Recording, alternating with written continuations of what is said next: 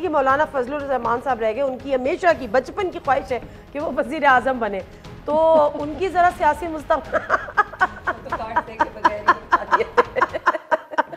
क्या कह रही है सना? वो कह रही है किसी टैरो कार्ड की जरूरत नहीं है उनके उस हवाले से प्रेडिक्शन करने के लिए। तो उनकी बचपन की ख्वाहिश का बताए ना फिर क्या एक आम आवाम एक आम आंख भी देख के बता सकती है कि वेर इज लीडिंग टूवर्ड्स।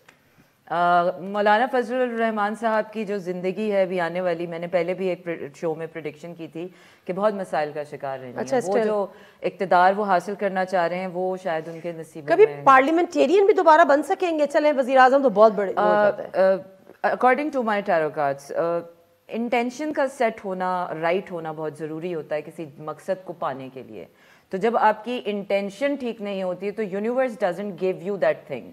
और इक़्तिदार में आना एक अल्लाह की तरफ से एक तोहफा होता है, हुक्मरान बनना। तो जब तक एक हुक्मरान की इंटेंशन और आजमाइश भी, तो जब तक आपकी इंटेंशन ठीक नहीं होती, यूनिवर्स आपका सपोर्ट नहीं करती। बहिश्ती साहब, मौलाना फजलुर रहमान चले छोड़े वज़ीर आज़म, मौलाना फजलुर रहमान जो है वो अपना जो अली अमीन गंडापुर के मुकाबले में जब आएगा तो कहीं और से जीत के असम्बली पहुँचता है तो मुझे नहीं मालूम। अलबत्ता अली अमीन गंडापुर इसको हराएगा और उस हल्के के ऊपर, क्योंकि यानी अली अमीन गंडापुर पे आएगा, अली अमीन गंडापुर जबरदस्त तरीके से जीतेगा और मौलाना फजलुर रहमान के लिए कम से कम उस हल्के में डेरा इस्माइल खान से जीतते हुए नजर नहीं आता है। अगर इसके बुनियाद पर अगर इसी एक जगह से खड़ा होता है तो मुझे नहीं लगता है कि मौलाना फजलुर रहमान, वज़ीर आज़म तो दूर की बात है।